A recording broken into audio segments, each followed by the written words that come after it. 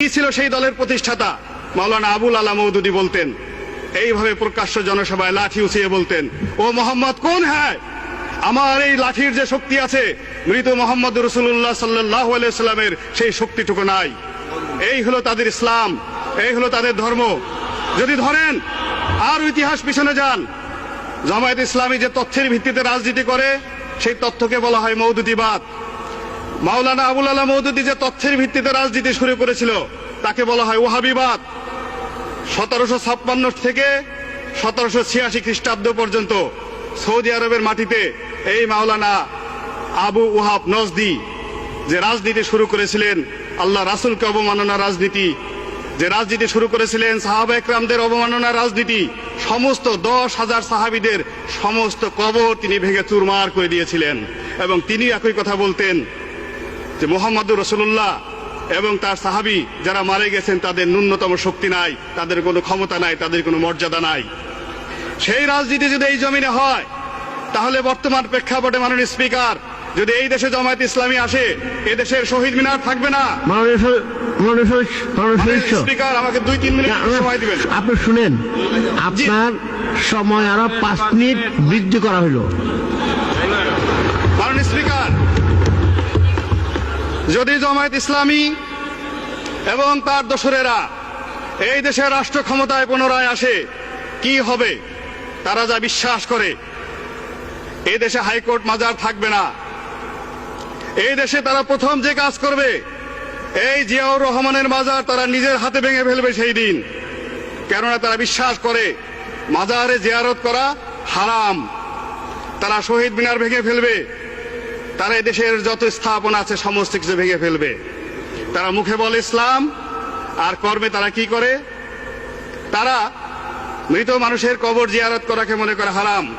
আপনি দেখবেন জামায়াত ইসলামের মসজিদগুলোতে গিয়ে তারা নামাজ পড়ে, নামাজের পরে তারা মুনাজাত করে না। তারা মুনাজাত করাটাকে বেদাত মনে করে। তারা সফর করতে নিষেধ করে। তারা এমনকি বাংলাদেশে যে দ্বিতীয় বৃহত্তম জামাত হয় তাবলিগ জামাত, এই তাবলিগ জামায়াতের বিশ্ব তাবলিগ জামায়াতের জামাতটাকে তারা হারাম মনে করে এই জামায়াত ইসলামী। এইভাবে তারা ইসলামের নামে দেশ এবং জাতিকে বিভ্রান্ত করতেছে। তাদের সম্পর্কে আল্লাহ রাসূল কি বলতেন? একদিন আল্লাহ রাসূলের দরবারে বিভিন্ন এলাকা থেকে সাহাবীরা আসছেন এবং তিনি তাদের জন্য দোয়া করতেছেন, হে আল্লাহ, তুমি রহমত নাজিল করো মদিনার অধিবাসীদেরকে। হে আল্লাহ, তুমি রহমত নাজিল করো ইয়ামেন দেশের লোকদের।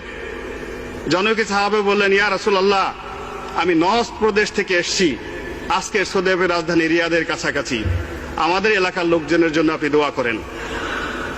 আল্লাহ রাসূল দোয়া করলেন না। উনি আবার বললেন, আল্লাহ রাসূল দোয়া করলেন না। এরপর মুনাজাত শেষ হলে উনি বললেন, ইয়া রাসূলুল্লাহ, আমাদের অপরাধ কি, আপনি কেন নজদের অধিবাসীর জন্য দোয়া করলেন না? আল্লাহ রাসূল বললেন, তোমরা শুনে রাখো, ওই নজদ প্রদেশ থেকে এমন এক মানুষের উদ্ভব হবে যার উপাধি হবে শয়তানের শিং, এবং যার দ্বারা এই জমিন ইসলামের, নবুয়তের, খিলাফতের যে ক্ষতি হবে এই ক্ষতি আর কোন সম্প্রদায় দ্বারা অতীতে কখনো হয় নাই। বিভিন্ন মুফাসসিরিনে কেরাম, ওলামায়ে ইকরাম তাদের তাফসিরে বলেছেন, ওই শয়তানের শিং বলতে যে লোকটিকে আল্লাহ রাসূল বুঝিয়েছেন সেই হলো মাওলানা আবু ওয়াহাব নজদি। সেই আবু ওয়াহাব নজদির মতবাদী এই দেশে জামায়াত ইসলামী প্রচার করতেছে।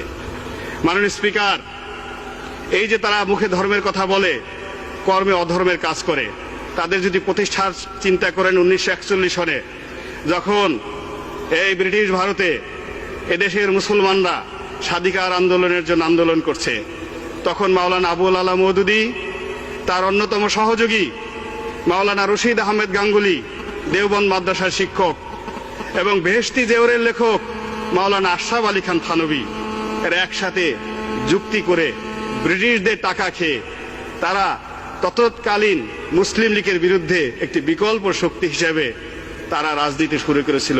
সেই রাজনীতির বিষ বাষ্প আর সারা বাংলাদেশের ঘরে ঘরে ছড়িয়ে পড়েছে। আল্লাহ জানতেন, মহান আল্লাহ রাব্বুল আলামিন জানতেন এই জমিনে জামায়াত ইসলামীর মতো দলের আবির্ভাব হবে যারা ইসলামকে ক্ষতি করবে, যারা তার রাসূলকে অনুসরণ না করে তাকে অপমানিত করবে।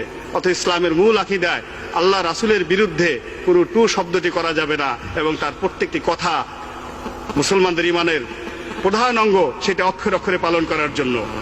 এই জামায়াত ইসলামী তাদের কর্মকাণ্ড সম্পর্কে আল্লাহ কি বলেছেন, সূরা নিসার 65 নম্বর আয়াতে আল্লাহ কি বলেছেন, আমি সেই কথাটি আপনাকে বলতে চাই মাননীয় স্পিকার। আল্লাহ বলেন, ফালা ওয়া রাব্বিকা লা ইউমিনুনা হাত্তা ইউহাক্কিমুকা ফিমা শাজারা বাইনাহুম সুম্মা লা ইয়াজিদু ফিহি আনফুসিহিম হারাজান মিম্মা ওয়াকাযাইতা ওয়া ইউসাল্লিমু তাসলিমা। আল্লাহ বলেন, তোমরা যতক্ষণ পর্যন্ত তোমাদের ব্যক্তিগত জীবনে, সামাজিক জীবনে, রাজনৈতিক জীবনে, অর্থনৈতিক জীবনে, চিন্তা চেতনায়, কর্মে আমার রাসূলকে অনুসরণ করতে না পারবে, ততক্ষণ পর্যন্ত তোমরা মুমিন হতে পারবে না, মুসলমান হতে পারবে না। মাননীয় স্পিকার, এই আয়াতটি দ্বারাই বোঝা যায় যে জামায়াত ইসলামী বাংলাদেশে আসলে কি করছে, এবং তাদের ধর্ম এবং তাদের মতবাদ সম্পর্কে এদেশের মুসলমানদের উপরে আমি দায়িত্ব দিলাম, তারাই বিচার করুক।